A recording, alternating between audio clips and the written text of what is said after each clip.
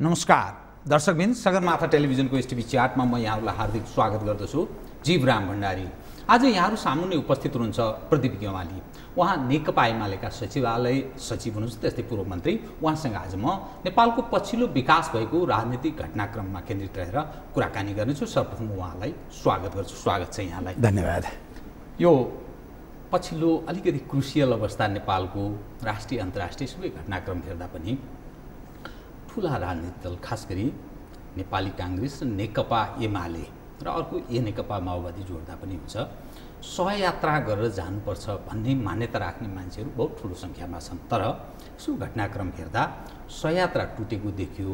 अब यसले नेपालको राष्ट्रिय राजनीति र दीर्घकालीन यसको असर कस्तो पर्छ? तपाईँ एउटा पार्टीको जिम्मेवार नेता पनि हे, अलिकति यसको बारेमा बताइदिनुहोस्, अनि त्यसपछि म थप अरू विषय उठान गर्छु प्लिज। अब त्यो सहयात्रा कायम रहनुपर्छ भन्ने पक्षको मान्छे हुँ म पनि। र अहिले घटनाक्रमहरू जसरी विकसित भए अलिकति हामी गम्भीर पनि छौँ, चिन्तित पनि छौँ, दुखी पनि छौँ।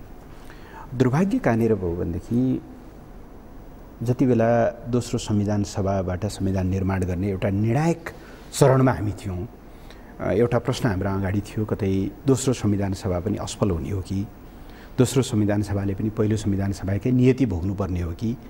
यो खालको एउटा अन्यलको बिचमा हामीले चाहिँ गएको जेठमा 16 बुँदे सहमति गरिरहँदा तीनटा कुरा हामीले एकैसाथ तय गरेका थियौँ।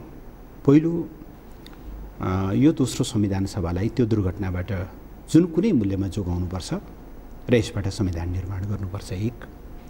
दोस्रो, यो संविधान निर्माण गरिरहँदा मूलतः हामीले हाम्रा राष्ट्रिय राजनीतिक स्वार्थहरू, राष्ट्रिय राजनीतिक हितहरू र नेपाल एउटा सार्वभौम देशको हैसियतले उसले आफ्नो फैसला, आफ्ना अगाडि आएका प्रश्नहरूको फैसला ऊ आफैले गर्न सक्ने गरिकन उसको त्यो राष्ट्रिय सामर्थ्य विकास गर्नुपर्छ। दुई। र तेस्रो, संविधान जारी गर्नु मात्रै ठुलो कुरा होइन। यो संविधानपछि नेपालको राजनीतिक मानचित्रमा धेरै कुराहरू परिवर्तन हुनेछन्। हामी एकात्मकताबाट सङ्घात्मकतामा जानेछौँ। त्यो खालि सामान्य एउटा परिवर्तन मात्रै होइन, त्यसले हाम्रो आन्तरिक राजनीतिक संरचनामा धेरै कुराहरू फेरबदल ल्याउनेछ। हाम्रो जस्तो खालको जियो पोलिटिकल स्ट्राटेजिक लोकेसन छ त्यसमा पनि त्यसले विभिन्न खालका प्रभावहरू पार्नेछ। त्यसो भएको हुनाले त्यो संविधानको कार्यान्वयनको निम्ति पनि हामी चाहिँ पछाडि समेत सहकार्यका साथ अगाडि बढ्नुपर्छ। यसरी मिलेर संविधान बनाऊ, आफ्नै खुट्टामा उभिएर संविधान बनाऊ र संविधान कार्यान्वयनको निम्ति पनि पछाडि पनि मिलेर जाउँ है भन्ने तीनटा निहितार्थहरू 16 बुँदे सहमतिमा थिए। त्यो भद्र सहमति भनिए पनि ती कुराहरू त्यसैसँग जोडिएका विषयहरू थिए। तर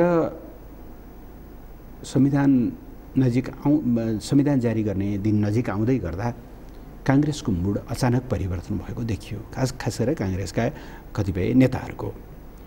हाम्रो मनमा कता कता आशंकाहरू त थिए त्यो भद्र सहमतिमा काङ्ग्रेस दृढतापूर्वक उम्मिन्छ कि उम्मिँदैन भन्ने बारेमा। तर हामी के आशामा थियौँ भनेदेखि राष्ट्रका अगाडि आएका चुनौतीहरूबाट यति साह्रो बेखबर, यति साह्रो संवेदनहीन र यति साह्रो चाहिँ निरपेक्ष काङ्ग्रेस पक्कै बन्दैन होला, किन काङ्ग्रेसभित्र सहकार्यका साथ अगाडि बढ्नुपर्छ भन्ने स्वरहरू बलियै थिए। तर त्यो स्थिति त्यस्तो भइदिएन। प्रधानमन्त्री निर्वाचनमा काङ्ग्रेसले एकदम अनपेक्षित, अप्रत्याशित र पार्टीको निम्ति पनि नोक्सानदायी, देशको निम्ति पनि हानिकारक निर्णय गर्यो, सुशील कोइरालाजीलाई प्रधानमन्त्रीको उम्मेदवार बनाएर।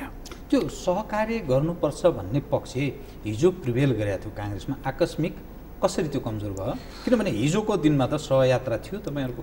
अब काङ्ग्रेसभित्र तपाईँले काङ्ग्रेसको अलिकति ब्याकग्राउन्ड हेर्नुभयो भने म धेरै लामो चर्चा गर्दैन। एउटा मानसिकता, खास गरेर वामपन्थीहरूलाई हेर्ने दृष्टिकोणमा एक खालको चाहिँ सङ्कीर्ण र एक खालको चाहिँ सधैँभरि प्रतिस्पर्धी मानसिकता काङ्ग्रेसमा छ। ठिक हो, नेकपा एमाले र नेपाली काङ्ग्रेस राष्ट्रिय राजनीतिका दुईटा मुख्य प्रतिस्पर्धी शक्तिहरू हुन् र विचार, दर्शन, उनीहरूले प्रतिनिधित्व गर्ने वर्ग, आधार, धेरै कुराहरूले लामो समयसम्म यी दुईटा शक्तिको बिचमा प्रतिस्पर्धात्मक सम्बन्ध रहन्छ। त्यो कुरा लुकेको विषय होइन। तर कति बेला प्रतिस्पर्धा प्रमुख हुन्छ र कति बेला सहकार्य प्रमुख हुन्छ भन्ने कुरा चाहिँ तत्कालीन राजनीतिले तय गर्छ। त्यस कारणले गर्दा हाम्रो भनाइ सुरुदेखि नै के रह्यो, खास गरेर 59 सालमा तत्कालीन राजा ज्ञानेन्द्रले सफ्ट कू गरिसके पश्चात नै हाम्रो मानसिकता चाहिँ अब राजतन्त्रसँगको लडाइँमा, सामन्तवादलाई अन्त्य गर्ने लडाइँमा, माओवादी समस्या समाधान गर्ने यो चुनौतीपूर्ण अभिवारामा हामी चाहिँ सहकार्यका साथ अगाडि बढ्नुपर्छ। एमाले सैद्धान्तिक रूपमै त्यसलाई एउटा मान्यता निर्माण गर्यो। काङ्ग्रेससँग हाम्रा धेरै कुराहरूमा हाम्रो सम्बन्ध प्रतिस्पर्धात्मक भए पनि तत्कालका यी मुद्दाहरूको समाधानको निम्ति हामी मिलेर जानु जरुरी छ। तर काङ्ग्रेसमा तपाईँले हेर्नुभयो भनेदेखि काङ्ग्रेसको ट्र्याक रेकर्ड, काङ्ग्रेसभित्र एउटा मानसिकता सधैँभरि राजा र लोकतन्त्रको बिचको लडाइँमा पनि बरु राजा ठिक, बरु राजासँग मिलेर जानु ठिक, तर वामपन्थीहरूसँग सहकार्य गर्नु हुँदैन भन्ने मानसिकता। माओवादी जति बेला डेमोक्रेटाइज भइसकेको थिएन, माओवादीको भविष्य एक खालको अनिर्णित थियो, त्यस्तो बेलामा पनि बरु माओवादीसँग चाहिँ सहकार्य गर्नुपर्छ, लडे पनि मिले पनि राष्ट्रिय राजनीतिका यी दुईटा ध्रुव हुन्, तर एमाले केही पनि होइन अथवा एमालेलाई चाहिँ कर्नर गर्नुपर्छ भन्ने मानसिकता त्यो चाहिँ रहँदै आएको थियो। तर आज चाहिँ जति बेला मुलुकले मुख्य राजनीतिक शक्तिहरूको बिचमा सहकार्य खोजेको छ, हाम्रो अगाडि यति धेरै चुनौतीहरू छन्, संविधान जारी भएको छ, यसलाई कार्यान्वयन गर्नु छ, मधेसमा लामो समयदेखि अशान्ति छ, त्यसलाई नर्मल गर्नुपर्ने अवस्था छ, संविधान जारी भइसकेपछि नेपालले एउटा अत्यन्त ठुलो पीडा भोग्नु परेको छ, भारतको अघोषित नाकाबन्दी, भारतको एक खालको हेपाई। साँच्चै भन्नुहुन्छ भने एउटा सार्वभौम राष्ट्रको रूपमा नेपालले चाहिँ आफ्नो अस्तित्व कायम राख्न सक्छ कि सक्दैन भन्ने यति 100 प्रश्नहरू हाम्रा सामु छन्। भूकम्पका घाउहरू जस्ताका तस्तै छन्, हामीले सामान्य मलमसम्म पनि लगाउन सकेका अवस्था छैन।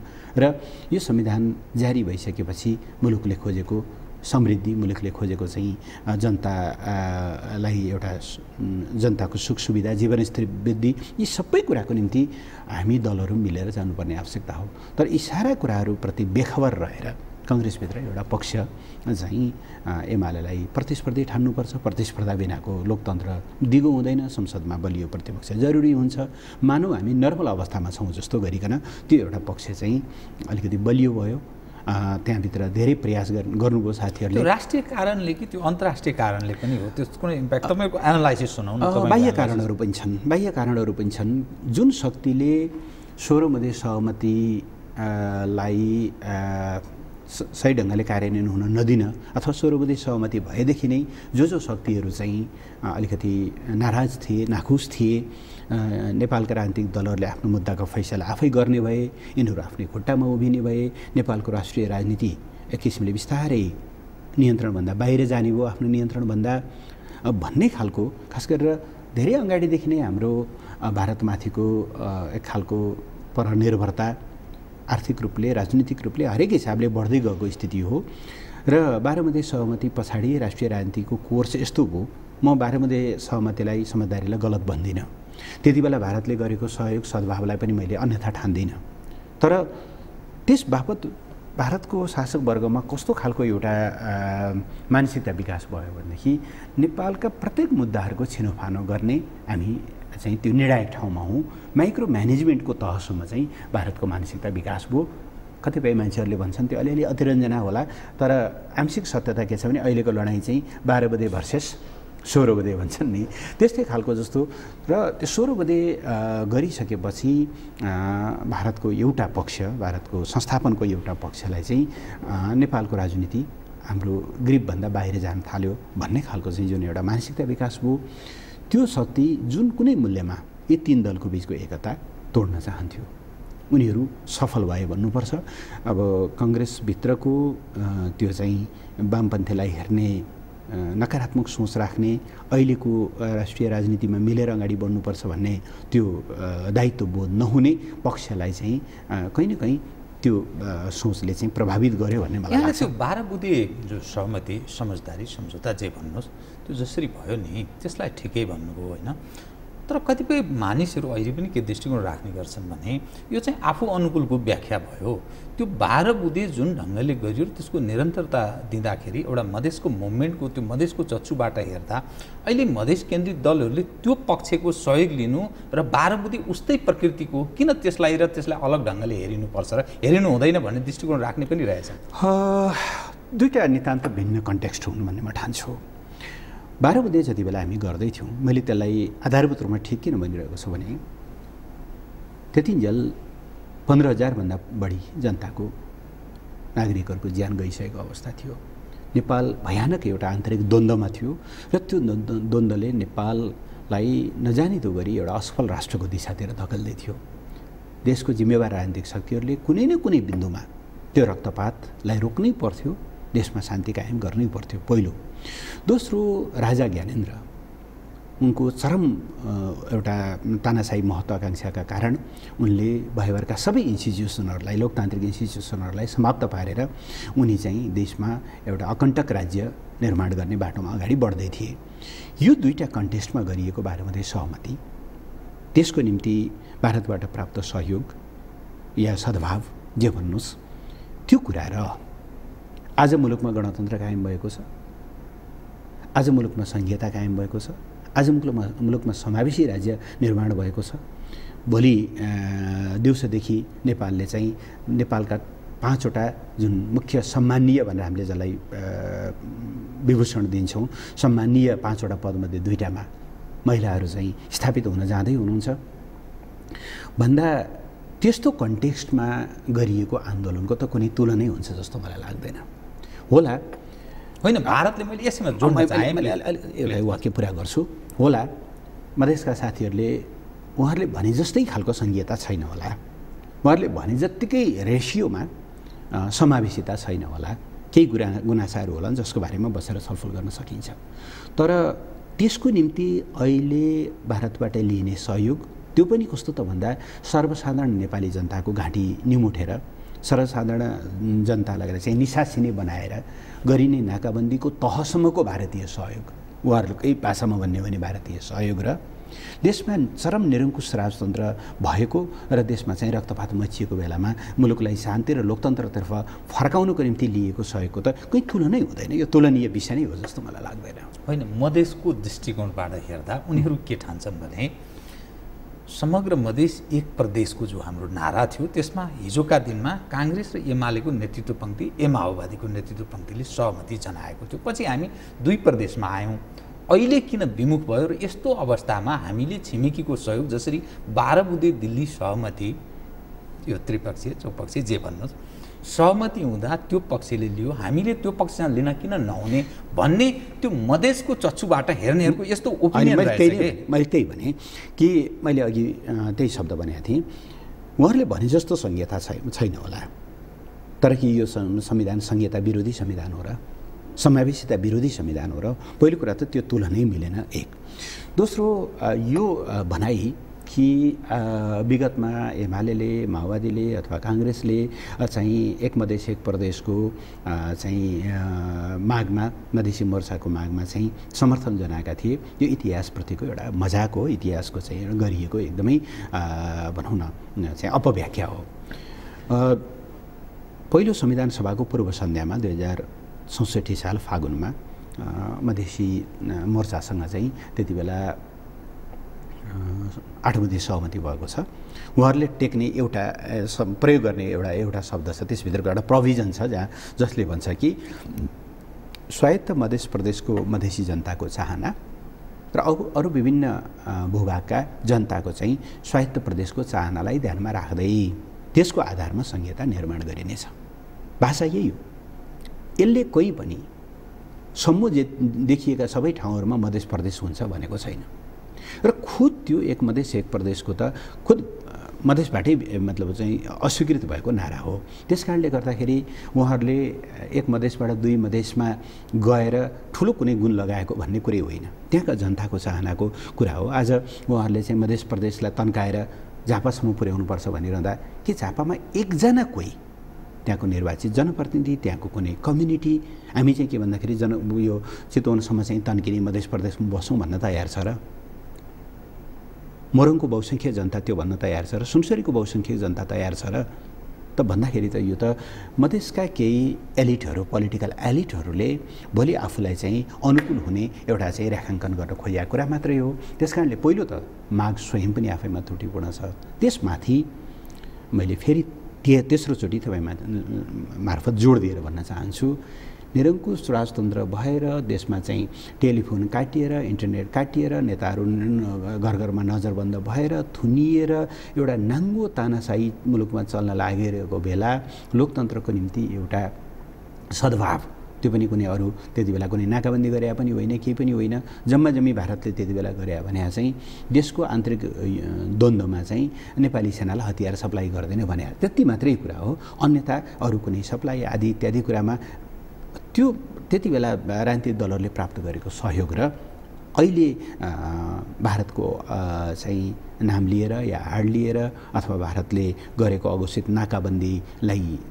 चाहिँ जस्टिफाई गर्ने यो दुईटा कुरा कोही पनि मिल्दैनन्। तर जनजीवनलाई अत्यन्त अप्ठ्यारो अवस्था सिर्जना गरिसक्यो, 70 दिन लगभग भइसक्यो, यत्रो नाकाबन्दी पनि छ, तर यसमा सफलता पनि पाइरहेको छैन र सरकारले केही गर्न नसकेको अवस्था, मुखदर्शक त नभनौँ तर सरकारले गर्न सकिरहेको अवस्था छैन।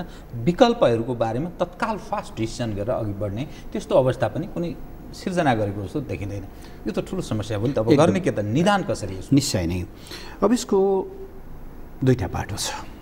एउटा मधेसी मोर्चाले अगाडि सारेका मागहरू, ती माग कति जायज होलान्, कति नाजायज होलान्, कति पुरा गर्न सकिने होलान्, कति पुरा गर्न नसकिने होलान्, वाट एभर, त्यो हाम्रो आन्तरिक समस्या हो। त्यसको निम्ति त्यसको समाधान हामीले बारम्बार भन्दै आएका छौँ। हामी वार्ताको माध्यमबाट गर्छौँ। अघिल्लो सरकारले पनि वार्ताको एउटा पहल गरेको थियो। अहिलेको सरकारले औपचारिक रूपमा सरकारी वार्ता टोली बनाएर औपचारिक रूपमा वार्ताको प्रारम्भ भइसकेको अवस्था छ। त्यसमध्ये र अब यदि उहाँहरू साँच्चै जनताको निम्ति राजनीति गरिरहनु भएको हो, मधेसको निम्ति राजनीति गरिरहनु भएको हो र मधेस भने चाहिँ केही मधेसका पोलिटिकल एलिटहरूको मात्रै होइन, मधेसका आम जनताको पनि उहाँहरूले चाहिँ राजनीति हो भन्ने हो भनेदेखि एउटा बिन्दुमा समस्या समाधानको निम्ति उहाँहरूले रचनात्मक सहयोग गर्नै पर्ने हुन्छ। अन्यथा उहाँहरूको पोलिटिक्स चाहिँ झन्झन चाहिँ धरापमा पर्दै जान्छ। गरेको देखिएन किनभने यो बारम्बार लामो समयदेखि यो भइरहेको छ। म तपाईँको त्यो प्रश्नमा आउँछु। मैले कहाँनिर सेग्रिगेट गर्न खोजेको भने नि अहिले भोगिरहेका समस्याहरू, नेपालले अहिले भोगिरहेको इन्धनको सङ्कट, अब त्योभन्दा डरलाग्दो सङ्कट मैले औषधिको देखिरहेको छु। भोलि अब समग्र लाइफलाइन नै जुन एउटा सङ्कटमा पार्ने स्थिति छ, त्यससँग जोडिएका दुईटा बाटोको मैले कुरा गर्न खोजेको। एउटा आन्तरिक समस्या जसलाई वार्ताको माध्यमबाट हामी समाधान गर्छौँ, त्यसको एउटा बिन्दुमा गएर टुङ्गिन्छ। तर यसलाई आधार बनाएर जुन ढङ्गले भारतबाट भइरहेको अघोषित नाकाबन्दी छ, अघोषित के भन्ने, अब घोषितै भन्दा पनि हुन्छ, जुन ढङ्गको, तर सरकारी तहमा कुनै त्यस्तो घोषणा भनेको छैन। इन्टरनेसनल कम्युनिटीले त्यो फर्मली त्यसरी भनेको छैन। तर घोषित मैले किन भनिरहेको छु भन्दाखेरि एनओसीले चाहिँ डिजल ट्याङ्करहरू अथवा पेट्रोलका ट्याङ्करहरू पठाउँछ अथवा ग्यास बुलेटहरू पठाउँछ, आइओसीले चाहिँ त्यो दिइरहेको अवस्था छैन। ट्रेड सम्बन्धी हाम्रो एग्रिमेन्टको खुलेआम उल्लङ्घनको अवस्था छ।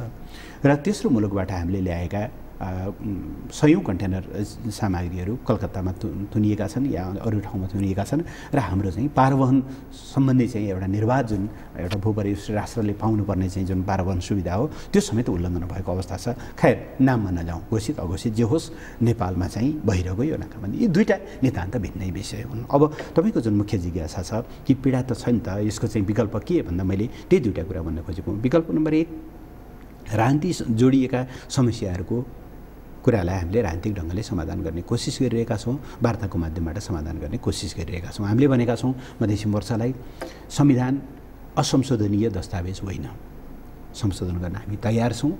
जायज, उचित र चाहिँ तर्कसङ्गत मागहरूको हकमा यो संविधान संशोधनीय छ। यो वार्ता भन्ने जुन चिज छ नि, यो नै एउटा मजाक जस्तो भइरहेछ। यो चल्छ चाहिँ कहिलेसम्म, किनभने एउटा मानिसको डे टु डे समस्या भइसक्यो र यो यसको अन्तिम बिन्दु भन्नुहोस् न, यति समयसम्म हामी यो हदसम्ममा जान्छौँ, त्यो भएन भने हामी यो गर्छौँ भन्ने रूपमा एज अ शासक पक्ष प्रस्तुत हुन्छ कि हुँदैन? अब के हुन्छ? होइन, सरकारका सामु दुईटा कुराहरू हुन्छ। सरकारले एकातिर राजनीतिक समस्याको राजनीतिक समाधान खोज्ने गम्भीर जिम्मेवार पहल गरिरहेको छ, गर्छ, अन्तिम समयसम्म गर्छ। तर अन्तिम समयसम्म भनेको कहिलेसम्म यो? किनभने धेरै लामो यो होइन, वार्ताको यति मितिसम्म वार्ता भएन भने वार्ता भङ्ग हुन्छ भन्ने कोणबाट त हामी जाँदैनौँ। अन्तिम समय भनेको जबसम्म यहाँले प्रयत्न गरिरहन्छ। तर त्यो भइरहँदाखेरि पनि अब सरकारको ध्यान भनेको वार्ता होला र सबै कुराहरू नर्मलाइज होला वार्ता होला र अनि भारतले चाहिँ खुरुखुरु आपूर्ति सप्लाई को एउटा व्यवस्था सुचारू गर्ला भन्ने कुरा पर्खेर बस्ने कुरा भएन। त्यस्तो स्थितिभित्र आपूर्तिको व्यवस्थापनको हकमा हामीले एक भारतसँग तपाईहरुले गलत गरिरहनु भएको छ, यो नेपालले पाउने पारवहन सुविधाको विपरीतको कुरा हो, भारतसँग गरिएका दर्जनौं सम्झौताहरूको विपरीत कुरा हो, WTO ले चाहिँ प्रदान गरेका सुविधाहरू या साफ्टाले प्रदान गरेका सुविधाहरूका विपरीत कुराहरू भयो र सबभन्दा ठुलो कुरा यसले नेपाल भारत जुन सम्बन्ध जुन धेरै अर्थमा चाहिँ एउटा युनिक खालको छ, यस्तो खालको सम्बन्ध संसारका धेरै देशमा एक किसिमले छँदा पनि छैन। अब भारतबाटै छुटिएर गएको हो पाकिस्तान, तर पाकिस्तानसँगको भारतको सम्बन्ध कस्तो छ? भारतले स्वतन्त्र बनाउनको निम्ति ठूलो भूमिका खेलेको हो बंगलादेशसँग, तर त्यहाँ काँडेतारहरू छन्।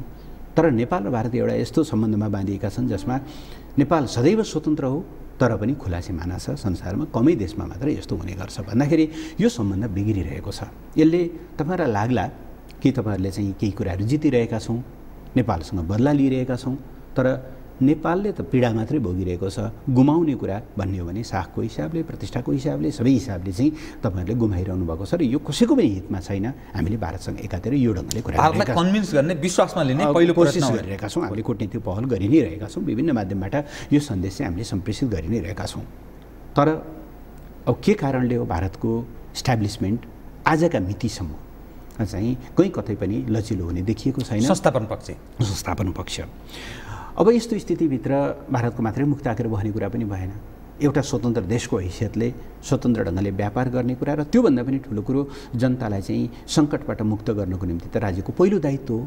त्यस्तो स्थितिभित्र हामीले विभिन्न विकल्पहरूको खोजी गरिरहेका छौं र त्यसभित्र पेट्रोलियम पदार्थको सन्दर्भमा एक चीनलाई हामीले अर्को छिमेकी मित्र राष्ट्र चीनलाई हामीले आग्रह गर्यौं।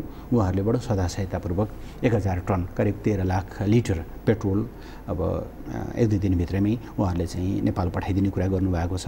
अनुदानमा आउन लाग्यो, त्यो अनुदानमा आउन लागेको, त्यो तत्काल केही 2-4 दिनलाई पुग्ने हिसाबको कुरा एकदम दीर्घकालीन हिसाबले हामीले चीनसँग चाहिँ व्यापार सम्झौता, किनभने अहिलेसम्म चाहिँ पेट्रोलियम पदार्थलाई ट्रेडको रूपमा चाहिँ हामीले हाम्रो एक्टले अथवा चीनसँगको व्यापार सम्झौतामा त्यो कुरालाई समावेश गरिएको छैन। त्यसो भएको हुनाले त्यसलाई समावेश गर्ने, चीनसँग पारवहन सम्झौता पनि गर्ने, ताकि भोलिका दिनहरूमा अब अहिले त मानवीय एउटा कारणले गर्दाखेरि हामीले यो पीडा भोगिरहेका छौं। भारतको एक खालको चाहिँ असाध्यै संवेदनहीन र हेपा व्यवहारको कारणले यो भोगिरहेका छौं। तर नेपालको जस्तो खालको भौगोलिक अवस्था छ, ह्युमन मेड मात्रै होइन कि नेचर मेड दुर्घटनाको कारणले पनि कहिलेकाहीँ लाइफलाइन हाम्रो रोकिन सक्छ। त्यस्तो बेलामा त विकल्पहरू त भइरहनु पर्यो, भेन्टिलेसन त चाहियो नि एउटा घरभित्र। त्यो स्थितिभित्र हामी चीनसँग चाहिँ ट्रान्जिट एग्रिमेन्ट पनि गर्ने पक्षमा छौं। यद्यपि धेरै सजिलो छैन।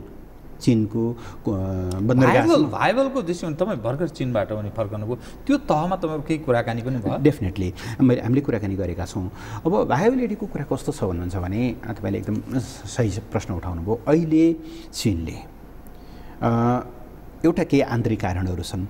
चीनको अब जनसङ्ख्याको झन्डै 70% पूर्वी कोस्टल एरियामा समुद्री किनाराहरूमा चाहिँ बस्छ। अधिकांश ठुला सहरहरू साङ्घाईदेखि लिएर गन्जाउदेखि लिएर अरू धेरै सेन्जेनदेखि लिएर विकसित सहरहरू त्यता भएका छन्। चीन आफै पूर्वी तटीय क्षेत्रमा को विकास र पश्चिमका अलिकति चाहिँ जुन मफसलहरू छन् त्यहाँमा रहेको विकासको असमानताबाट ऊ चिन्तित छ र विकासका दृष्टिकोणले उसले पश्चिमतिर आफ्नो विकासलाई चाहिँ तीव्र गतिमा अगाडि बढाइरहेको छ। पूर्वाधार त्यो ढङ्गले निर्माण भइरहेका छन्। एक दोस्रो, चीनले अहिले 2013 मा चीनिया राष्ट्रपति सी जिनपिङले एउटा प्राचीन सिल्क रोड रेशम मार्गलाई एउटा बिउताउने, त्यो एउटा त्यसको भावना बिउताउने, त्यति बेला आज 2000 वर्ष 2200 वर्ष अगाडि अहिलेको भौतिक पूर्वाधार केही नभएको अवस्थाभित्र पनि ऊँटमा चढेर अथवा चाहिँ घोडामा चढेर त्यति बेलाका व्यापारीहरूले जुन ढङ्गले चाहिँ विभिन्न सभ्यताहरूको बिचमा एउटालाई जोड्ने काम गरे, विभिन्न भावनाहरूलाई जोड्ने काम गरे र एउटा नयाँ मानव सभ्यताको विकास गरे। त्यो सभ्यताहरूको संयोजन, विभिन्न मानवीय भनौँ न सम्बन्धहरूको विकासको त्यो एउटा भावनालाई पुनस्थापित गर्ने। दोस्रो, आजको सन्दर्भमा चाहिँ नयाँ अर्थतन्त्रको विकास गर्ने, खास गरी एसिया अब जसरी बिस्तारै चाहिँ विकासको केन्द्रबिन्दुमा आउँदैछ, वेस्टबाट इस्टतिर जसरी विकासको केन्द्रबिन्दु सर्दैछ र एसियामै चीन र भारत दुईटा शक्तिशाली अर्थतन्त्रको रूपमा विकास हुँदैछन्। अब 21औं शताब्दी स्वाभाविक रूपले एसियन शताब्दी हो। त्यो एसियन शताब्दीको त्यो स्पिरिटलाई समाउने गरी 65 देशहरूलाई कभर गर्ने केही सतही मार्ग र केही चाहिँ सामुद्रिक मार्गबाट त्यो सिल्क रोडको एउटा नयाँ परिकल्पना गरेको छ। म चीनमा त्यही सन्दर्भमा आयोजित सम्मेलनमा भाग लिन गएको थिएँ र उहाँहरू नेपालप्रति असाध्यै सदाशय राख्नुहुन्छ। सिल्क रोड चाहिँ त्यो उहाँको ड्रिम हो होइन, त्यो स्थितिभित्र चाहिँ एउटा सम्भावना एकदमै राम्रो के छ भन्दाखेरि एक चीनले जुन लासा जोड्ने चाहिँ रेलमार्ग एउटा नमुना रेलमार्ग अलरेडी बनाएर त्यो सिगाचीसम्म आइसकेको छ र अबको 4 वर्षभित्र त्यो केरिङको आसपास आइपुग्छ। त्यसलाई मानस सरोवर हुँदै पश्चिमसम्म लैजाने उनको योजना छ। त्यो हाम्रो निम्ति असाध्यै महत्त्वपूर्ण विकासको चाहिँ एउटा मेरुदण्ड बन्न सक्छ। हामीले चीनसँग आग्रह गरेका छौँ कि त्यो रेलमार्ग नेपालको सीमासम्म ल्याइयोस् र तपाईँहरूले नेपालको लुम्बिनी जोड्ने गरी पोखरा जोड्ने गरी त्यो चाहिँ रेलवेलाई चाहिँ कम्प्लिट गरिदिनुहोस्। हामी भारतलाई पनि भनिरहेका छौँ।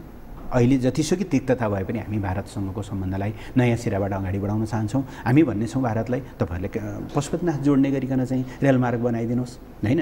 चिनिया रेलमार्ग चिनिया पर्यटक बोकेर चाहिँ लुम्बिनीसम्म जाने, भारतीय हिन्दू पर्यटकहरू बोकेर चाहिँ पशुपतिनाथसम्म आउने स्थिति भयो भने नेपाल त एउटा जीवन्त पुल भन्न चाहन्छ।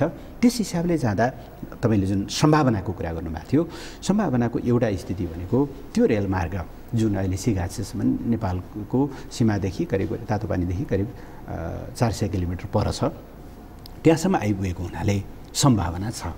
अलिकति कस्ट महँगो पर्छ, तर पनि हामीले विभिन्न विकल्पहरू खुला राख्नको निम्ति, व्यापारको विविधीकरणको निम्ति चाहिँ चीनसँगको सम्बन्धलाई चाहिँ हामीले त्यो ढङ्गले व्यापारिक सम्बन्धलाई भारतसँग कम्प्लिट एउटा अब सम्बन्धमा सुधार हुने सम्भावना छैन भन्ने त्यस्तो अवस्थामा तपाईँ यो ढङ्गले जाने सम्भावना छ कि अथवा भारतसँग सम्बन्ध राम्रो सुधार भोलिका दिनमा भयो अथवा व्यापारिक सम्झौता भयो भने पनि यता गर्ने एज अ विकल्प चाहिँ भेन्टिलेट गरिराख्ने भन्ने हो? भारतसँगको सम्बन्ध सुध्रिनै पर्छ र त्यो सुध्रिन्छ।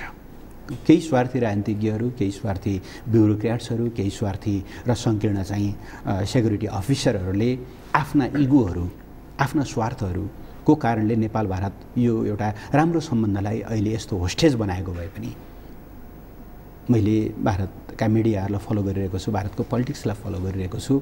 अब नेपालको यो पीडा भारतको एउटा चाहिँ भारतीय सोसाइटीको एउटा एजेन्डा बन्न थालेको छ र सिरियसली छलफल प्रारम्भ भएको छ। यो जुन खालको चाहिँ घटनाहरू यसबिचमा भयो, नेपालले बनाएको यस्तो राम्रो इन्क्लुसिभ चाहिँ संविधानलाई स्वागत नगरेर र त्यसको रिटालिएसन, त्यसको बदला स्वरूप चाहिँ नाकाबन्दी जस्तो एउटा अमानवीय व्यवहार गरेर नेपाल भारत सम्बन्धलाई जुन तिक्ततामा पुर्याउने काम हो, यो चाहिँ वर्तमान सरकारको, मोदी सरकारको फेलियर हो भन्ने हिसाबले सशक्त ढङ्गले त्यो प्रश्नहरू उठ्न थालेका छन्। कतिपय मानिसले यहाँले विकल्प कुरा गर्दा चीनको, मैले यसमा अलिकति जोड दिन्छु अनि म फेरि करेन्ट पोलिटिक्समा केन्द्रित हुन्छु। भारतलाई चिड्याउने गरेर चीनले नेपाललाई त्यो तहमा सहयोग गर्दैन है भन्ने दृष्टिकोण राख्नेहरू हामी कहाँ छन्? यो पार्टलाई अलिकति म त्यसमा आउँछु। म अघिल्लो प्रश्नसँगै जोड्छु। त्यसो भएको हुनाले खुद भारतभित्रै पनि यसको बारेमा चाहिँ गम्भीर समीक्षा प्रारम्भ भएको छ। मोदीजी आफ्नो त्यो इगोको कारणले कहिले उहाँले रियलाइज गर्नुहुन्छ म भन्न सक्दिनँ। त्यहाँका ब्युरोक्रेसी र सेक्युरिटी अफिसरहरू जसले नेपाल पोलिसीलाई अहिलेसम्म एक किसिमले डोमिनेन्ट गरिरहेका छन्, उनीहरूले कहिले त्यसमा रिभ्यू गर्छन् त्यो अहिले म भन्न सक्दिनँ।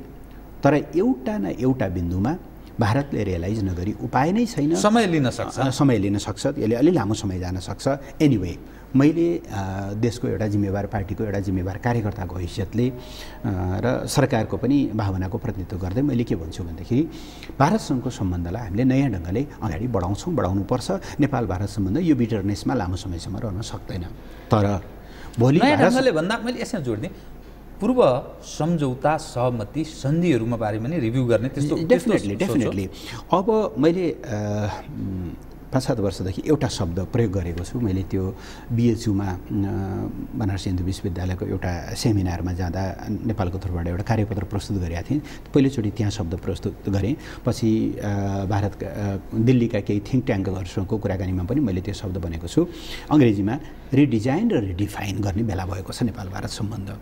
के हो भन्दाखेरि एउटा नेपाल भारत सम्बन्धमा अहिलेसम्म चाहिँ खास गरेर आर्थिक एजेन्डाहरू र दुई देशको बिचमा दुई देशका जनताले अधिकतम लाभ पाउने गरी ती विषयहरू कहिले पनि सेन्ट्रल लाइनमा रहन सकेनन्। कहिले खालि डेमोक्रेसी र पोलिटिक्सले डोमिनेन्ट गर्यो, कहिले चाहिँ खालि सेक्युरिटीका साँगुरो आँखाले हेरियो। माओवादी द्वन्द्व चलेपछि त्यसका स्पिलओभर प्रभावहरू के हुन सक्छन् नेपाल भारतमा, यी खालका कुराहरूले हेरियो। जबकि हेर्नुपर्ने के थियो भने भारतमा अहिले 1 लाख मेगावाटभन्दा बढी विद्युतको अभाव छ, पावर सर्टेज छ। हामी कहाँ 1 लाखभन्दा बढी क्षमताको चाहिँ जलविद्युतको प्रचुर भण्डार छ। नेपाललाई ती सबै उपयोग गरेर नेपालले सक्दैन भन्दा बजारको हिसाबले सबभन्दा नजिकको भारतै हो। नेपालको जलविद्युतको विकास गर्ने हो भने भारतसँग नयाँ ढङ्गले सम्बन्ध विकास नगरी हुँदैन। मोदीजीलाई नै कोट गर्ने हो भने नेपालका जडीबुटीहरू, नेपालको यो मनोरम प्राकृतिक छटा, नेपालको पर्यटनको विकासको सम्भावना, जसमा भारत एउटा राम्रो पार्टनर बन्न सक्छ।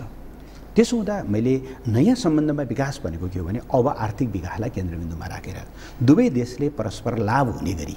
अहिलेसम्म परस्पर लाभ भएन। 11 सालमा 10 सालमा 11 सालमा कोशी सम्झौता भयो, नेपालले लाभ पाएन। फाइदा चाहिँ नेपालमा एउटा गाउँघरमा उखान छ, तपाईँ बुझ्नुहुन्छ। दुई दाजुभाइको बिचमा अंशभण्डाको कुरा भयो रे, भाइ छट्टु रहेछ, दाइ के फरक परेर, दुई भाइ त हौँ हामी, मलाई गैरी खेत परेर तपाईँलाई टारी खेत परे पनि उस्तै, तपाईँलाई टारी खेत परेर मलाई गैरी खेत परे पनि उस्तै भन्थ्यो अरे। वास्तवमा नेपाल भारतको सम्बन्ध के हो भन्दाखेरि जहिले पनि नेपालको भागमा टारी खेत, भारतको भागमा चाहिँ गैरी खेत परेको अवस्था हो। गण्डक सम्झौता गऱ्यौँ त्यही भयो, टनकपुर सम्झौता गऱ्यौँ त्यही भयो। त्यसलाई करेक्सन गर्न हामीले पञ्चेश्वर महाकाली एकीकृत सन्धि गरेका थियौँ, कार्यान्वयन नै भएन। टनकपुरबाट जाने पानीले भारतलाई सिँचाइ गरेकै छ, त्यसलाई कम्पेन्सेट गर्ने गरी माथि चाहिँ नयाँ ठुलो बाँध बनाएर बिजुली र पानी बराबर बाँड्नुहोला भने त्यो चाहिँ कार्यान्वयन हुँदैन। अब अहिले अलिकति करेक्सन गरेर हामीले अप्पर कर्णाली र अरुण थर्डमा चाहिँ सम्झौता गऱ्यौँ। तर मलाई लाग्छ यही ढङ्गको बिटरनेस बढ्दै गयो भनेदेखि त यो त विकास त कसरी होला र भन्दाखेरि यो जुन खालको ठुल्दाइ र सान्दाइको जस्तो खालको रियलमा त्यस्तो भयो। डिफ्याक्ट कानुनमा चाहिँ बराबर सम्बन्ध दुई सार्वभौम देश भनिए पनि अहिलेसम्म नेपालको चाहिँ सम्बन्ध भनेको एकदम डिपेन्डेन्सीको सम्बन्ध भयो। त्यो महसुस गरेको छ नेपालको नेतृत्व पङ्क्तिले, त्यो फिल चाहिँ कमसेकम गरेको र त्यस कारणले मैले के कारणमा भारतलाई चिड्याएर चीनले त्यो पार्टमा सहयोग गर्ला, त्यो रूपमा सहयोग गर्ला भन्ने होइन। पहिलो कुरा चिडिनुपर्ने कारण के छ र, निश्चय नै नेपाल सम्पन्न देश, उनीहरूको व्यापारिक रेसियो पनि त्यो हाई हो। अहिले 80 अरब डलरभन्दा बढी र यो वर्ष झन्डै 1 खरब डलर उनीहरूको परस्पर व्यापारको चाहिँ त्यति धेरै ट्रेड पार्टनरको रूपमा उनीहरू विकास भएका छन्। र विश्व राजनीतिमा कैयौँ सन्दर्भमा उनीहरूले चाहिँ एक आपसमा सहकार्य पनि गरिरहेका छन्। विश्व ब्याङ्कको विकल्पमा उनीहरूले ब्रिक्स ब्याङ्कको होइन, अथवा चाहिँ अमेरिका र युरोपको विकल्पमा उनीहरूले चाहिँ ब्राजिल, रसिया, साउथ अफ्रिकासँग मिलेर नयाँ एलायन्सको पनि विकास गरिरहेछन्। डेफिनेटली चीन र भारतको बिचमा चाहिँ एउटा नयाँ सम्बन्ध छ र त्यसमा उनीहरू दुवैले नेपाललाई चाहिँ के भन्दाखेरि नेपालसँगको सम्बन्धलाई लिएर परस्पर तिक्तता बढाउन चाहँदैनन्। हो त्यो हाम्रो प्लस पोइन्ट हो। त्यस्तो हो भने र नेपालले पनि क्लियर भनेको छ बाबा, र मैले अहिले नेकपा एमालेको तर्फबाट र एक हदसम्म सरकारको तर्फबाट पनि, यद्यपि म सरकारको पोजिसनमा छैन तर हाम्रो पार्टीले सरकारको नेतृत्व गरिरहेको हुनाले मैले तपाईँ मार्फत भन्दैछु कि हामी मान्छेले भने जस्तो अहिले भारतले दुःख दियो त्यस भएर चाइना कार्ड खेलौँ भनिरहेका छैनौँ हामी। त यो 1 महिनासम्म तपाईँले त्यही प्रश्न in general Nepal China card प्रयोग गर्दैछ भन्ने बारेमा उहाँको त्यो भ्रम छ। त्यो भ्रम धेरै अगाडिदेखि छ। प्रत्येकचोटि हामीले त्यो कुरा खण्डन गर्छौँ। ए बाबा, नेपालले अहिलेको जमानामा पहिलो कुरा त चीन कार्डको रूपमा प्रयोगै हुन चाहँदैन। तपाईँले जुन प्रमुख कुरा भनिरहनु भएको छ, नेपाललाई लिएर चीनले चाहिँ भारतसँग झगडा मोल्न चाहँदैन। तर के कुरा सत्य हो भन्दाखेरि नेपालमा स्थिरता चाहन्छ, चीनको इन्ट्रेस्ट त्यही हो र भारतले पनि बुझ्ने हो भने उसको इन्ट्रेस्ट पनि त्यही हुनुपर्ने हो। स्थिर नेपाल, बलियो नेपाल, समृद्ध नेपाल जुन भारतको निम्ति चाहिँ एकदमै राम्रो कुरा हुन्छ। र यदि चीन र भारतको बिचमा प्रतिस्पर्धा नै हो भने पनि नेपाल समृद्ध हुँदा, स्टेबल हुँदा, उहाँहरूले भने जस्तो खालको बफर जस्तो रहँदाखेरि नै फाइदा हुने होला नि त। अब भारतको एउटा अलिकति सङ्कीर्ण सोच राख्ने अदूरदर्शी नेतृत्वले बेग्लै ढङ्गले सोचिरहेको होला, तर दीर्घकालीन हिसाबले हेर्ने हो भने बलियो समृद्ध शान्त नेपाल नै भारतको पनि हितमा छ, चीनको पनि हितमा छ। त्यसो इन जनरल दीर्घकालीन रूपले यहाँले जति कुरा बताउनुभयो त्यो हेर्दाखेरि नेपाली भावनाको प्रतिनिधित्व गरेको अर्थ लाग्छ। यहाँले इन जनरल सबै राष्ट्रिय राजनीतिक अवस्था र छिमेकीसँग कसरी सम्बन्ध विकास गर्ने, के गर्ने विकल्पहरूमा नै इन जनरल सबै कुरा बताउनु, त्यो बडा राम्रो देखियो पनि। तर मानिसलाई तत्काल समस्या भइसक्यो कि अब यसको चाहिँ गर्ने के हो, त्यही म त्यहीँ आउँदैछ। त्यसो भएर अहिले हामीले चीनसँग चाहिँ पेट्रोलियम पदार्थ अलिकति अनुदान हामीले मागेका होइनौँ। हामीलाई सङ्कट पऱ्यो, तपाईँहरूसँग हामी व्यापार सम्झौता नै गर्न चाहन्छौँ भनेका हौँ, तर उहाँहरूले अब हामीलाई परेको अप्ठ्यारोलाई देखेर चाहिँ त्यति सहयोग गर्नुभयो। त्यो एउटा साङ्केतिकै हो, त्यसले धेरै थेक्दैन।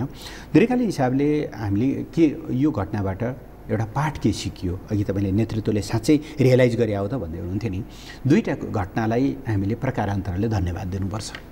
भूकम्प नआएको भए हामीले आफ्नो घरको नाउँमा आफ्नो एउटा एम्बुस थापेर बस्दा रहेछौँ र फेरि अर्को चाहिँ 50-60 वर्षपछि हुने ठुलो भूकम्पीय क्षतिपछि अरू हजारौँ मान्छेहरू मर्ने गरिकन हामीले चाहिँ धराप निर्माण गरिरहेका हुँदा रहेछौँ। अब हाम्रो फारसाइटेडनेस भएन भन्नुपर्छ, भूकम्पले हामीलाई एउटा पाठ सिकायो कि भाइ पुनर्निर्माणको एउटा नयाँ बाटोमा अगाडि बढ।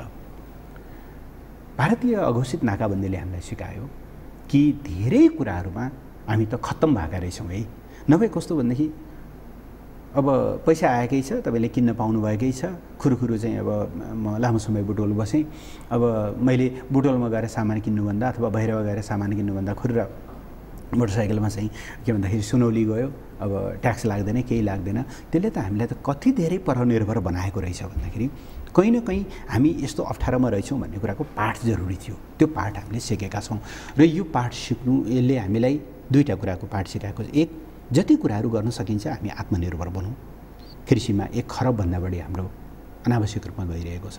तरकारी त आफै फलाउन सक्छौँ, आलु आफै फलाउन सक्छौँ, मासु आफै उत्पादन गर्न सक्छौँ, ती कुराहरूमा आत्मनिर्भर हुन।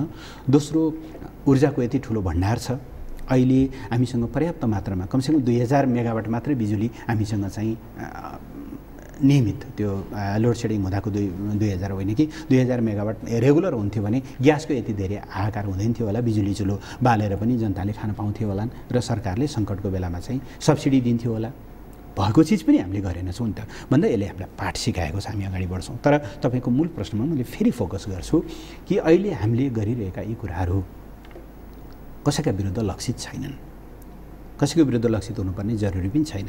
नेपाल भारत सम्बन्ध सुधार्दा नै दुईटै देशको कल्याण छ, तर त्यो सुधार्नु भने के? एउटा सार्वभौम देश कहिलेसम्म किनभने एज अ प्रधानमन्त्रीको भिजिटको पनि कुरा आएछ, एउटा मानवता विरुद्धको अपराध जस्तो भइसक्यो कि जनरल हेर्दा यसको अन्तर्राष्ट्रियकरणको मानिसको बडा जिज्ञासा र त्रास, एकदम आक्रोश, यो सम्पूर्ण पक्ष छ। यो पक्षलाई प्लिज म ठ्याक्कै त्यही कुरा आउँदैछु। तर सम्बन्ध सुधार्नुको अर्थ नेपाल एउटा सार्वभौम देशको हैसियतले नेपालले आफ्नो संविधान आफै बनाउन पाउँछ कि पाउँदैन? 90% सभासदहरूले हस्ताक्षर गरेको त्यो संविधानको भ्यालिडिटी हुन्छ कि हुँदैन? ठिक छ, मधेसका कति कुराहरू चित्त बुझेनन्, अब उठे जवाफ दिने हो भने तिमीहरूको काश्मीरमा किन चित्त बुझेको छैन त नि? एक मान्छे बराबर एक सेना राखेर किन चलाइरहेको छ? जवाफ दिन सकिएला नि त। अथवा अस्ति भर्खरै गुजरातमै हार्दिक पटेलले हल्लाइदिए एकचोटि र त्यहाँ सेना परिचालन गरेर 9 जना मान्छेको मृत्युपछि कर्फ्यू लगाएर अनि त्यहाँबाट उसलाई चाहिँ राज्य विरुद्धको द्रोहको मुद्दा लगाएर कन्ट्रोल गर्नुपर्ने स्थिति। एउटा डेमोक्रेसीमा कहिलेकाहीँ असन्तुष्टिहरू हुन्छन्, असन्तुष्टिहरू कहिले कुन ढङ्गले प्रकट हुन्छन्, कहिले कुन ढङ्गले प्रकट हुन्छन्। तर म दावाका साथ भारतका कुनै पनि के भन्दा स्कलरहरूसँग म बसेर छलफल गर्न तयार छु। तपाईँको संविधान अगाडि राख्नुहोस्, मेरो संविधान अगाडि राख्छु म, र प्रोग्रेसिभ र इन्क्लुसिभ हिसाबले हेर्ने हो भनेदेखि दाँजौँ। त्यस भएर सबभन्दा पहिले तपाईँहरूले आफूलाई आफैतिर हेर्नु पऱ्यो। नेपालका समस्या समाधान गर्न हामीलाई दिनुहोस्, हामी समाधान गर्छौँ। तपाईँहरूका भ्यालिड कन्सर्नहरू छन् भने हामी हेर्छौँ। त्यस कारणले पहिलो कुरा सम्बन्ध सुधारको कुरा भनेको के भने नेपाल एउटा स्वतन्त्र देश हो, सार्वभौम देश हो, नेपाललाई संविधान बनाउने अधिकार छ र नेपालभित्र केही समस्या छन् भनेदेखि भारतले सुझाव दिन सक्छ, तर समाधानको चाहिँ प्रेस्क्रिप्सन नेपाली जनतासँगै, नेपालको राजनीतिक दलहरूसँगै छ भन्ने कुराको रिकग्निसनबाट त्यहाँबाट सुधार हुनु पऱ्यो। एक। दोस्रो, ठिक छ केही भ्यालिड कुराहरू छन्, उहाँहरूका कन्सर्न छन् भनेदेखि हामीले त्यसमा भनेकै छौँ। हामीले औपचारिक रूपले भनेका छौँ नेपाल को भूमि हामी कसैका विरुद्ध प्रयोग गर्न दिन्नौँ हैन। अब कहिलेसम्म भन्ने कुराभित्र यो पीडाबाट हामी एकदमै आक्रान्त छौँ। त्यस भएर हामीले चाहिँ चीनबाट केही आपूर्तिलाई सहज बनाउने कोसिस गरिरहेका छौँ। त्यसको निम्ति अब अहिले तत्काल चीनले दिने अनुदानले केही दिनको मात्रै सङ्कट टार्ने हो, त्यो दीर्घकालीन समाधान होइन। दीर्घकालीन समाधान गरेर चीनसँग व्यापार र पारमाणु सम्झौता हामीले गऱ्यौँ भने पनि जति सहज भारतबाट आपूर्ति हुन्छ त्यति सहज चीनबाट हुँदैन, त्यो पनि हामीलाई थाहा छ। त्यस कारणले भारतको विकल्पमा चीनलाई हामीले प्रयोग गर्न खोजे पनि होइन। यो त मर्ता क्या नै कर्ता भने जस्तो एउटा स्थिति हो। त्यसपछि हामी भारतसँग कुरा गर्छौँ। अब जहाँसम्म प्रधानमन्त्रीको भारत भ्रमणको कुरा हो, अहिले तत्काल त्यो तय भएको पनि छैन, तत्काल उहाँको प्राथमिकतामा पनि छैन। उहाँको चिन्ता देशभित्रको यो पीडालाई कसरी समाधान गर्न सकिन्छ भन्ने छ। देशभित्रको स्थिति नर्मल नहुने हो भने अस्ति अब बोलाउनु भयो भारतीय परराष्ट्र मन्त्रीले, हाम्रो राष्ट्रमन्त्री जानुभयो, बडो उत्साही पनि देखिनुहुन्थ्यो। के कुराहरू चिन्ता भए पनि अब अलिकति आपूर्ति सहज हुन्छ होला भन्दै हुनुहुन्थ्यो। सहज त के झन् उल्टो भयो, छनक राम्रो पाइएन भन्दाखेरि चाहिँ त अब यस्तो अवस्थामा चाहिँ अब त्यहाँ विश्वनाथको दर्शन गर्न जाने त होइन होला भन्दाखेरि समस्या समाधान नहुँदासम्म भारत भ्रमणको कुनै अर्थ पनि भएन। यद्यपि हामी भारतसँगको सम्बन्धलाई मैले फेरि भने कि उच्च महत्त्व दिन्छौँ, सुधार्ने प्रयत्नमा थप लागिरहनु। म कार्यक्रमको अन्तिममा आएँ कि एउटा पार्ट, भोलि राष्ट्रपतिको निर्वाचन हुन्छ, प्रतिस्पर्धा नै हुने जस्तो देखियो होइन। कुनै काङ्ग्रेससँग फेरि पनि सहमति हुने, काङ्ग्रेसले उम्मेदवारी नदिने अथवा कुनै त्यस्तो अन्यथा भयो भने एमाले विथड्र गर्ने त्यस्तो सम्भावना पनि केही छ? अब असाध्यै झिनो हामीले कङ्ग्रेसलाई के भनेका थियौँ भने इभन उहाँहरूले असाध्यै नराम्रो धोका दिनुभयो र आफै पनि धोकामा पर्नुभयो। जसले अब आश्वासन देखाएका थिए माओवादी फुट्दैछ, त्यस पछाडि मधेसी मोर्चाको सबै भोट आउँदैछ, विजय गसेदारले भोट हाल्दैछन् भनेर जसले अब सुशील कोइरालाजीलाई लगेर त्यो ठाउँमा फसाए। त्यसका बावजुद पनि नेकपा एमाले क्लियर दिएको सन्देश के हो भने यो गलत भयो, तपाईँहरूले रियलाइज गर्नुहोस्, मिलेर अगाडि जाउँ। र त्यसको निम्ति हामीले दुईवटा कुरा भनेका थियौँ। एक, त्यो कुराको एउटा रियलाइजेसन। दोस्रो, ठिक छ राष्ट्रपतिको हकमा हामी छलफल गर्न तयार छौँ, तर तपाईँहरू सरकारमा आउनु पर्यो र यो सरकारका अगाडि जुन मुख्य 5वटा चुनौतीहरू छन्, संविधानको कार्यान्वयन, त्यसभित्र अहिले मधेस समस्याको समाधान लगायतका विषयहरू पर्छन्। संविधानको कार्यान्वयन, त्यसको लागि संविधान संशोधनको तहसम्मका कुराहरू 1, दोस्रो भूकम्पपछिको पुनर्निर्माण 2, भारतले गरेको यो हेपा व्यवहारको समाधान 3, त्यस पछाडि सर्वोपरि रूपमा चाहिँ संविधानले जे परिकल्पना गरेको छ शान्त समृद्ध मुलुकको निर्माण, त्यो आर्थिक समृद्धि, यी कुरामा हामी मिलेर जान्छौँ। कमसेकम अर्को चुनाव अनि स्थानीय निकाय निर्वाचन, यी सबै काम गरेर अर्को चुनावसम्म हामी सँगसँगै अगाडि बढ्छौँ भन्ने प्रतिबद्धता व्यक्त गर्नुहोस्। हामीले त्यो प्रधानमन्त्री निर्वाचनको पीडालाई चाहिँ बिर्सेर पनि हामी सहकार्यका साथ अगाडि बढ्न तयार छौँ हामीले भनेका थियौँ। तर अचम्म के लाग्छ भने हाम्रो हात अगाडि बढेको कङ्ग्रेस खल्तीमा हात राखेर यसरी पछाडि राखेर बस्यो। किन कङ्ग्रेसलाई यो गलत बाटोतिर लग्न प्रेरित गरिरहेका छन् साथीभाइहरूले, मैले बुझ्दिनँ। काङ्ग्रेसका अधिकांश साथीहरू भयङ्कर पीडा छ यो गलत भयो भन्ने कुरामा। अब यस्तो स्थितिभित्र कङ्ग्रेसले कुनै त्यस सम्बन्धमा तत्परता नै नदेखाएको अवस्थाभित्र त अब हामीले त्यत्तिकै छोड्न सक्ने त कुरा थिएन। त्यो अवस्थाभित्र चाहिँ हामीले राष्ट्रपति निर्वाचनमा हाम्रो उम्मेदवार अगाडि सार्यौँ, अगाडि बढ्नुहुन्छ। तर हामी के चाहन्छौँ भने यो प्रधानमन्त्री निर्वाचन र राष्ट्रपति निर्वाचनमा हामी एक ठाउँमा हुन नसके पनि मुलुकका अगाडि जे जति समस्याहरू छन् ती समस्याहरूको समाधानको निम्ति भोलि पनि फेरि हामी सँगै अगाडि नबढी उपाय नै छैन होइन। त्यसो हुँदा नेकपा एमाले र प्रधानमन्त्री पनि जितियो, राष्ट्रपति पनि जितियो भनेर कुनै दिग्विजयको परिकल्पना पनि गर्दैन। मुलुकका सामुका चुनौतीहरूसँग हामी एकदमै सचेत पनि छौँ, सजग पनि छौँ, जानकार छौँ र त्यसको निम्ति चाहिँ संवेदनशील पनि छौँ। हामीले त्यही ढङ्गको महसुस गराइ कङ्ग्रेसबाट पनि अपेक्षा गरिरहेका छौँ र भोलिका दिनमा पनि सहकार्यको सम्भावनाहरू चाहिँ छँदैछ। यद्यपि दुईवटा एजेन्डामा चाहिँ हामी मिलेर जान सकेनौँ। र काङ्ग्रेसलाई मेरो एउटै सन्देश छ कि अब यो सरकार अबलाई अप्ठ्यारोमा पारेर अनि चाहिँ अगाडि बढ्न सकिन्छ अथवा आगो लगाएर चाहिँ रोटी सेकाउन सकिन्छ भन्ने त्यो खालको चाहिँ सोचमा उहाँहरू रहनु हुँदैन। तर अब काङ्ग्रेसमा फेरि पनि एउटा जोड दिइहाल्न चाहेँ, काङ्ग्रेसमा त निराशा छाउने भयो नि त। देशको सर्वोच्च निकाय र कार्यकारी प्रमुख दुइटै, एज राष्ट्रपति र प्रधानमन्त्री एमाले लिइसकेपछि एउटा ठुलो दल, सबभन्दा ठुलो दल, उसमा त भोलिका दिनमा एज सबै दृष्टिकोणले हेर्दाखेरि अलिकति अप्ठ्यारो अवस्था सिर्जना हुन सक्छ, पोलिटिकल सुरक्षाको विषय उसलाई उठ्न त्यो सक्छ। नहोस् भन्ने हामीले भनेका हौँ। एक दोस्रो, एमाले यो पीडा त भोगि नै सक्यो नि त। गत संविधान सभा निर्वाचनपछि हाम्रो प्लेनली सामान्यतया त राष्ट्रपति उपराष्ट्रपतिको निर्वाचन गरेर जाउँ भन्ने थियो। पछि हामीले ए बाबा कमसेकम रिन्यू चाहिँ गरौँ, नयाँ संविधान सभाले पुरानो संविधान सभाबाट बनेका चाहिँ अङ्गहरूलाई चिन्नु त पर्यो। सभा उपसभाको चुनाव हुन्छ, प्रधानमन्त्रीको चुनाव हुन्छ भने राष्ट्रपति उपराष्ट्रपतिलाई अनुमोदनसम्म गरौँ भन्दा त्यति बेला उहाँहरूको व्यवहार कस्तो थियो? आखिर सुशीलको चुनावदेखि लिएर अब अहिलेसम्मभन्दा झन्डै 2 वर्ष त हामी प्रधानमन्त्री पनि काङ्ग्रेसको, राष्ट्रपति पनि काङ्ग्रेसको, तर संविधान निर्माणमा त एकदम कन्स्ट्रक्टिभ भूमिका खेल्यो नि त। एमालेले खेलेको यसबिचको भूमिकामाथि प्रश्न गर्ने कुनै ठाउँ छ र? छैन नि त। एमालेबाट सिक्नु पर्यो काङ्ग्रेसले। यसमा त के भन्न सकिन्छ र? कार्यक्रममा आइदिनु भयो, यसका लागि म यहाँलाई हार्दिक धन्यवाद दिन चाहन्छु। धन्यवाद यहाँलाई पनि। आदरणीय दर्शकवृन्द, उहाँ हुन्थ्यो प्रदीप गेवाली, सचिव नेकपा एमाले पूर्व मन्त्री। म लगायत मेरो सम्पूर्ण युनिटलाई कार्यक्रमबाट बिदा दिनुहोस्, तर सगरमाथा टेलिभिजन हेर्दै गर्नुहोला। नमस्कार।